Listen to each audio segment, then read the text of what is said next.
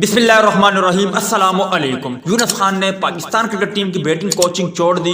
اب Pakistan cricket team کی batting coach کے لیے نیا امیدوار کون ہوگا؟ بالآخر ثقلین مشتاق نے اشارہ دے دیا ہے۔ آج کے زیر نظر ویڈیو میں آپ بھائیوں کو اسی بارے میں بتائیں گے، مگر مزید تفصیلات کی طرف بڑھنے سے پہلے اس ویڈیو کو لائک کریں اور کمنٹ سیکشن میں آپ بھائی مجھے اتنا ضرور بتا دیں کہ پاکستان کی بیٹنگ کوچ کے لیے نیا کوچ کیا ملکی ہونا چاہیے یا پھر غیر ملکی؟ اس حوالے سے کمنٹ سیکشن آپ کے کمنٹس کا منتظر رہے گا۔ National high performance centre (NHPC) میں انٹرنیشنل پلیئر ڈیولپمنٹ کے سربراہ ثقلین مشتاق نے سابق کپتان محمد یوسف کی پاکستان کرکٹ ٹیم کے اگلے بیٹنگ کوچ کے طور پر تقرری کی حمایت کی ہے۔ سابق آف اسپنر کے مطابق NHPC کے موجودہ بیٹنگ کوچ محمد یوسف سابق کپتان یونس خان کی جگہ لینے کے لیے مثالی امیدوار ہے، جنہوں نے انگلینڈ سیریز سے قبل ہی بیٹنگ کوچ کے عہدے سے استعفیٰ دے دیا تھا۔ میڈیا سے گفتگو کرتے ہوئے 44 سالہ ثقلین مشتاق کا کہنا تھا کہ ہمیں ماضی میں جو کچھ ہوا اسے فراموش کرنا چاہیے اور آگے بڑھنا چاہیے۔ محمد یوسف کھلاڑی ہے اور بیٹنگ کوچ کے طور پر بھی